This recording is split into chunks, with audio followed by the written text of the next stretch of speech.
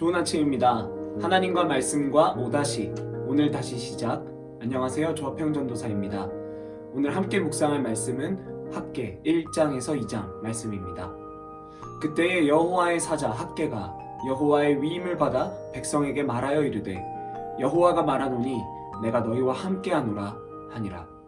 학개서는 포로기 이후 주전 520년경 쓰여진 책으로 예루살렘에 있는 이스라엘 백성들이 하나님의 성전을 재건하도록 격려하고 언약의 약속을 갱신하는 내용이 기록된 책입니다. 당시 이스라엘 백성들은 예루살렘으로 귀환한 뒤 하나님의 성전이 아닌 자신들이 살 집을 먼저 짓는 잘못된 우선순위를 보여주었고, 하나님께서는 그들이 집은 지었을지라도 그들의 삶은 여전히 황폐한 상태임을 보여주시며 하나님의 집을 먼저 짓는 삶의 우선순위를 보여줄 것을 촉구하십니다. 이에 선지자 학개는 스룹바벨과 대제사장 여호수아 및 모든 백성에게 성전을 건축하도록 격려해 주었고, 그들의 마음이 감동되어 하나님의 전을 다시 세우기 시작합니다. 학개 2장에서는 다시 하나님의 말씀이 학개에게 임하여 성전을 재건하는 모든 이들의 마음이 약해지지 않도록 굳건하게 해주시고, 그들이 하나님의 전을 세우는 수고를 감당할 만한 동기를 부여해 주십니다. 이 성전의 나중 영광이 이전 영광보다 크리라. 만군의 여호와의 말이니라. 내가 이곳에 평강을 주리라. 만군의 여호와의 말이니라. 또한 하나님은 사람이 죽은 시체를 만지면 부정하게 되는 것처럼 현재 이스라엘 백성이 하나님 앞에서 부정하고 오염되어 있음을 지적하시면서 그로 인해 받게 된 저주들이 이제는 하나님의 성전을 지어가는 오늘을 기점으로 하여 축복으로 바뀌게 될 것을 말씀해 주십니다. 끝으로 하나님께서는 유다 총독이었던 스룹바벨을 향해 모든 왕국들이 하나님 앞에 엎드러질 것이고, 스룹바벨을 택하여 세웠고 그를 인장으로 삼아 하나님의 뜻을 수행할 권세를 맡기셨음을 알리시면서 말씀을 마치십니다.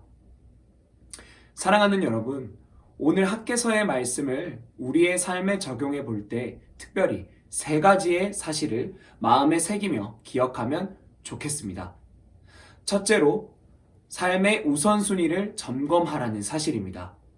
혹 우리 삶이 이스라엘과 같이 하나님의 전은 도외시한 채 자신의 집을 먼저 만들고 그곳에 안주하려 하진 않았는지 생각해 보면 좋겠습니다. 하나님의 전이 세워지지 않는 우리의 삶은 제 아무리 집이 있더라도 황폐할 수밖에 없다는 사실을 기억하기 원합니다. 둘째로는 거룩을 회복하라는 사실입니다.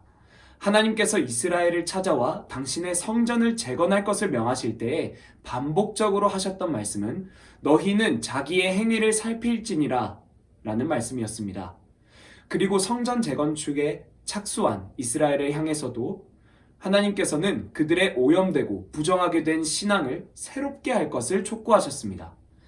이처럼 우리는 삶의 우선순위를 점검한 뒤에 반드시 거룩을 회복하는 자리로 나아가야 함을 기억하면 좋겠습니다.